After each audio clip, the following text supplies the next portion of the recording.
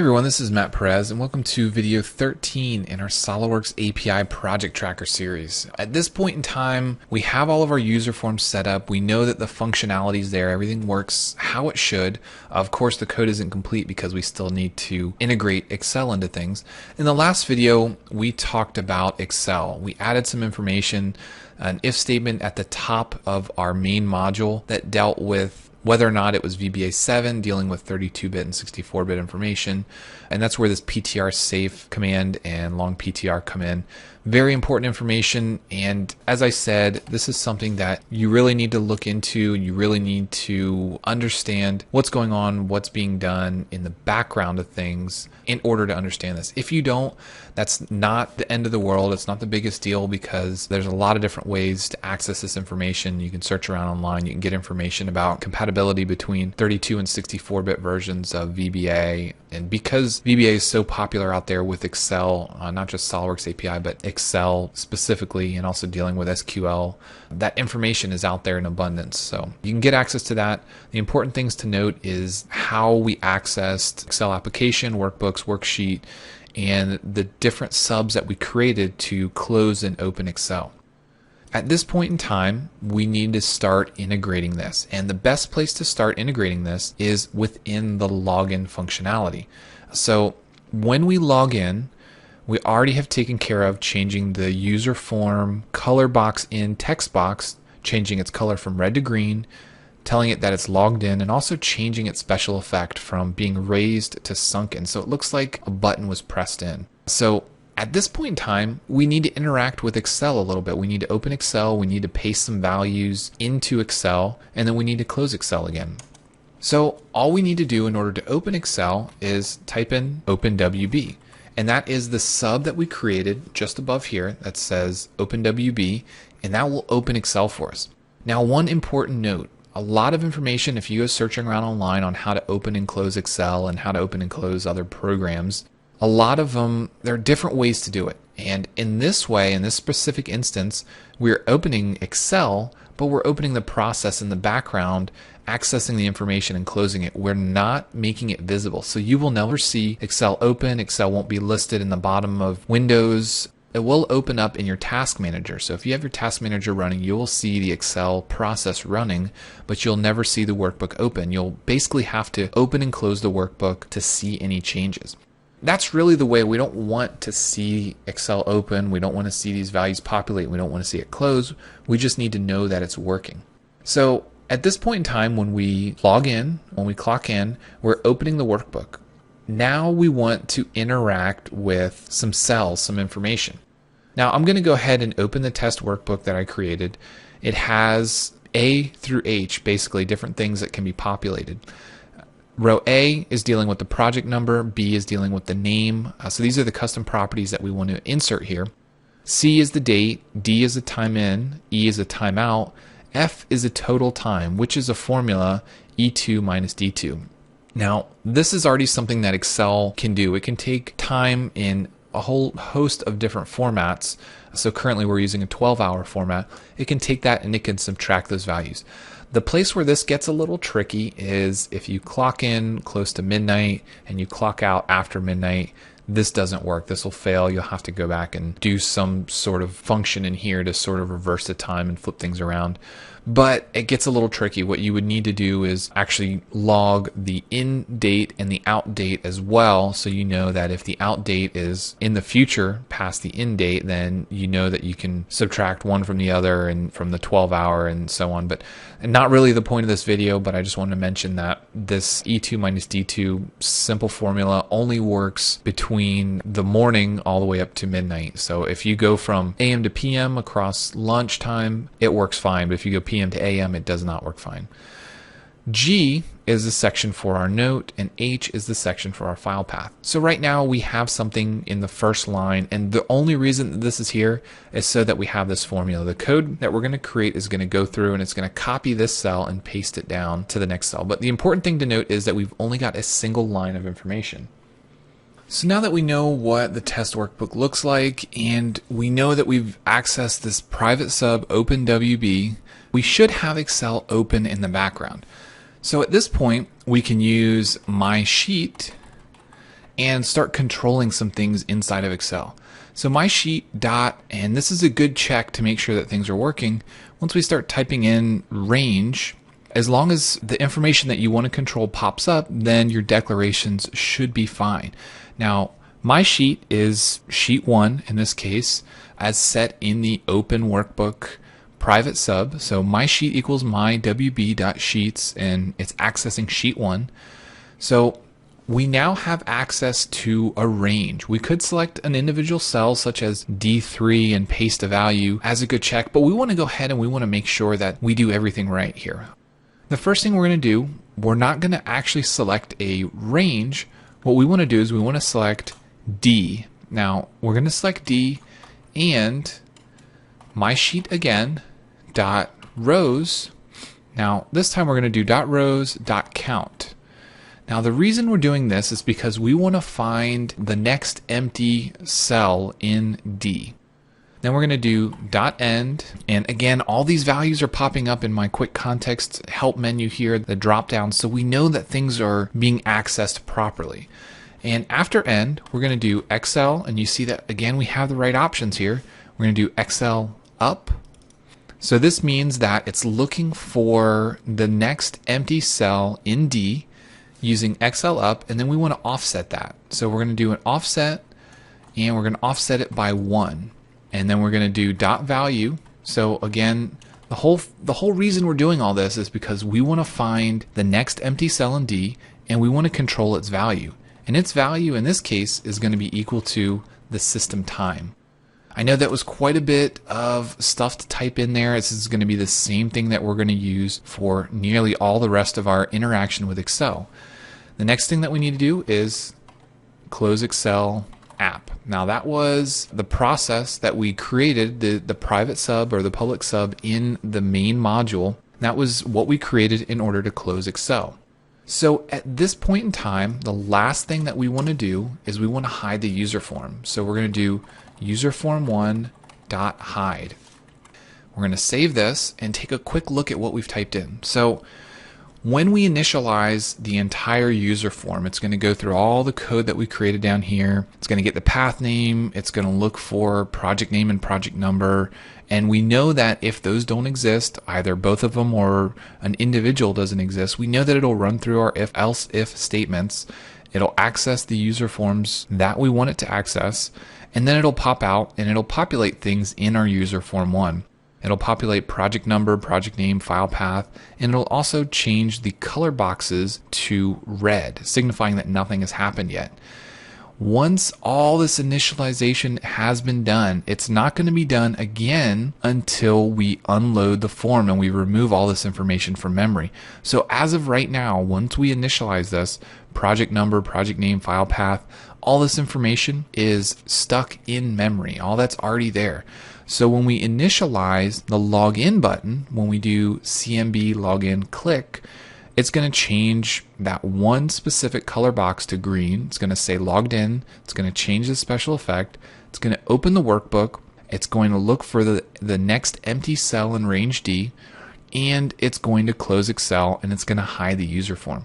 Now this bit of code right here, hiding the user form, is very important because hiding it doesn't clear anything from memory. So that means our project number or project name, our file path, all that is still in memory in those strings that we declared.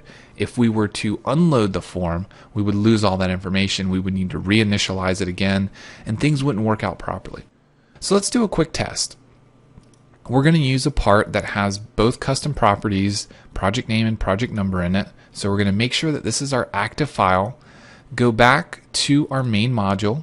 We're going to put the cursor inside of submain where it says userform1.show, and we're going to run it. So as we run it, it pulls project number and project name from the custom properties in our file. It also pulls the file location. It shows where this file is located on my S drive. There's no note, there's no additional information here. We haven't entered anything there. The important functionality we're trying to test out is log in. So when we click login, it should record the system time, and it should paste that into our Excel file. It should open and close without us knowing. So currently it's 10:16 p.m. on August 27th. It's not recording the date just yet, but 10:16 p.m. is important. So let's hit login. It says logged in and it closed. I'm going to go ahead and open up test workbook, and you can see that in D, in the next open cell, it pasted 10:16:55 p.m. So that information worked properly. So now we know that we're able to open and close Excel. It saved Excel, and it created the value, the current system time value in cell D for time in. All right, I'm going to go ahead and close this, and now we need to work on the second portion of this, which is the clock out or the timeout. So back in our code, back on user form 1 in the view code, we have a button for logging out. Now this log out button is where quite a bit of information is going to happen, quite a bit more than logging in. So if we look at what we've already done in here, we have changed the back color of the text box to green in this case. We have changed the special effect to sunken, so it looks like it's been pushed in. And then we have this if statement here dealing with the text box value. So this little statement here is basically looking for whether or not we entered a note value. But we need a lot more to happen inside of here. So I'm just going to make some space in here and start working on the code. So the first thing we need to do is very similar to login. We need to open WB. So once we open the workbook, we are then going to be looking for mysheet.range to put values. So in this case, we're dealing with mysheet.range, and that range is going to be E. Now E, and again, we need to do mysheet.rows.count. So it's counting the rows, and we're going to do .end. After .end, Excel up, end the parentheses, .offset. We're going to offset that value by 1, .value, and this is going to be equal to time. So basically what this is saying is it's looking for the next empty cell in E, and it's going to paste the current system time. Now remember, we already did this exact same thing for cell D. We know it works. The next thing we need to do is paste things like the project number, the project name, the date. So we're going to just copy this exact same line of code because I know I'm going to need to use it over and over. And instead of typing it over and over, I'm just going to paste it. But instead of time, we're going to be pasting proj number, and proj number is going to be in A. And we'll go down, we'll paste it again, and instead of proj number, we're going to be dealing with name, and instead of E, this is going to be in B. We'll do it one more time, and this time we're going to be using the date, and the date is going to be in C. So right now we've taken care of A, B, C, D, which was time in, and E, which is time out. The next thing we need to deal with is the note. Now, the reason I spaced this down is because before we paste the note, we need to run this. So we're going to have to bring all this information back up, and we're going to need to run through this if statement before we can paste any more values. So if the text box note value is empty, then we know that it's going to run through this, and we're going to allow the user to enter a new note, or if they decide not to, then the user will have not entered a note, and that text, that string, will be placed into txbx note.value.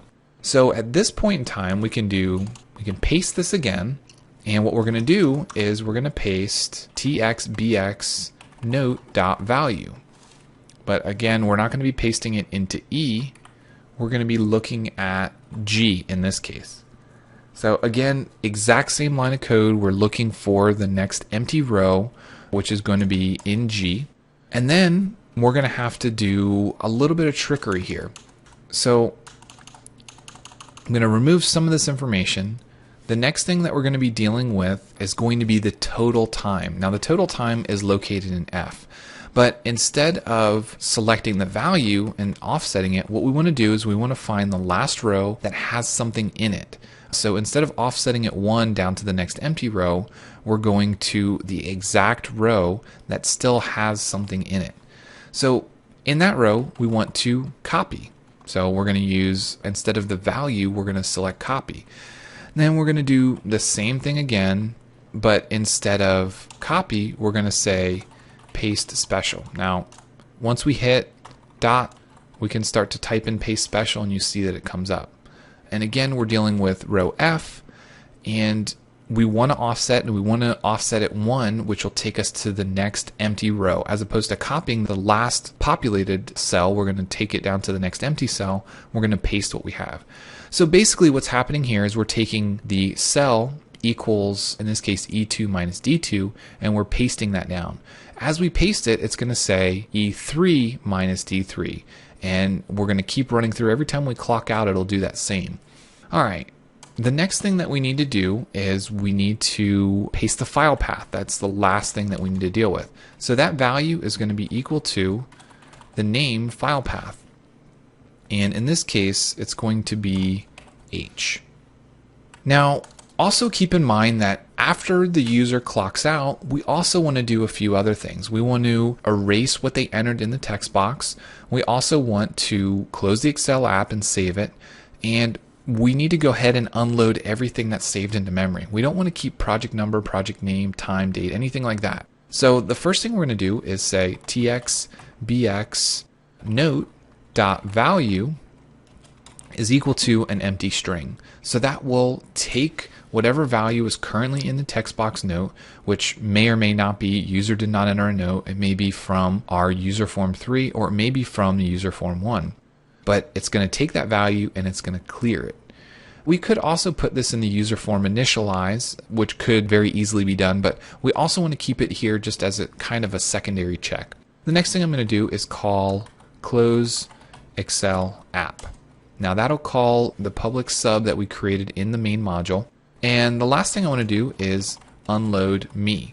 Now, I didn't say unload user form 1 or anything like that because we're currently in user form 1. User form 1 is the main user form. If I say unload me, it's going to unload everything. Everything that's saved in memory, everything that's stored is going to be cleared. I'm going to go ahead and save this project and let's run through it and see how it works. Now, currently, if we play user form 1, we should have already logged in. Now, this is going to produce some problems, but let's go through it anyways. So we log in, and if we go back to VBA, we run it again, back to user form 1, and we run it, you'll notice that as we're running it from user form 1, it's not really acting how we expect it to act. So what we want to do is close this out. We want to reopen our test workbook, and we're going to delete those values. We're going to save this file to make sure that we have an empty row here. Because remember, we are looking for the next empty row. So if we have a bunch of times in, they're not going to line up with the timeout. And at this point in time, we're going to integrate this into SOLIDWORKS. So we're going to right click, we're going to customize our toolbar, go over to commands, go to macro, and we're going to use this option all the way on the right that's new macro button. Now we're going to navigate to wherever our MLC project tracker is saved. Now you'll notice that the method automatically comes up with close Excel app. We want to make sure that we're using .main. I'm going to leave the image as the standard icon, the prompt and tooltip. I'm going to leave this as is, but you can change this as needed if you want to rename the tooltip, if you want to change the prompt to something that says project time tracking. This is something that will happen when you hold the cursor over it. It'll tell you the name of it and it'll say project time tracking.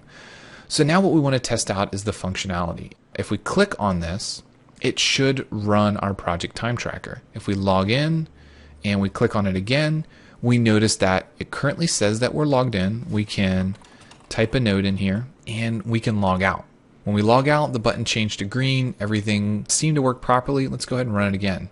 When we run it again, it's reinitialized because it's been unloaded when we logged out. So again, we can log in again. We can run it again. We can log out. Let's say no, we don't want to save a note. Now let's open up our test workbook. So we logged in 1026, we logged out 1026, so this is equal to 0. If we change this value manually to 11, we can make sure that this formula is actually working and it's displaying that we worked an hour. Again, it's taking the project number, project name, we're logging in, logging out, it's giving us the date, it's giving us the note. And the first one I typed in a note, the second one it says user did not enter a note. And then it's giving me the file path name for the current file we're working on. So let's go ahead and test this one more time. Let's navigate to part 1. Part 1 is currently saved. There are 2 custom properties that I'm going to delete. And let's go ahead and run the time tracker. It tells me that the custom properties are missing. It wants me to enter these values. We're in a 0001, project name, new MLC. We save it. It populates our user form 1. It gives us the file location. We can leave the note empty. We'll log in. If we rerun the tracker, you can see that it says we're logged in. These values are still there. We log out. We say yes, we want to create the missing note. We save it, and then we open up our Excel workbook. So again, new project number, new project name, date is the same, time roughly the same. No time here because we logged in and logged out within 8 seconds of each other. Missing note and the file location. So you can see everything is working properly. Everything is finding the empty rows. It's not overwriting any material. It's putting it where we need to. Of course, there's a lot of formatting that we could do in here. We could change the justification. We can put things on the right or the left or centered or however you need this to be set up.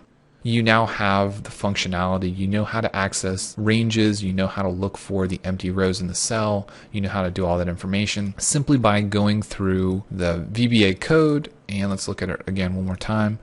And using things like my sheet, which we declared as sheet 1, and mysheet.range, we look for D, we look for rows counts, and so on. Now, we could also simply do mysheet.range and put in a value such as D5.value, and then we could just say this equals new. Now, if we run this code, if we save it and we go to main and we run this, or if we go back to SOLIDWORKS and we run this and we log in, you see variable not defined. Well, as we go through, we need to make sure that we're using the proper nomenclature. We need to put quotations around things. We save it, we go back to the main module, or we go back to SOLIDWORKS and we rerun the tracker. We can log in, and after we've logged in, we can now see that in D5, which even though it had a value in it, it's now pasted new. It's now used that text that I entered into that exact cell within the code. So if we go back to user form 1, rather than doing all this that's looking for an empty row, we can very easily modify an individual cell. If you have a cell that always needs to change based on the current value, the current project that you're working on, or whatever the case might be, you don't have to go through all of the information here to find the next empty row.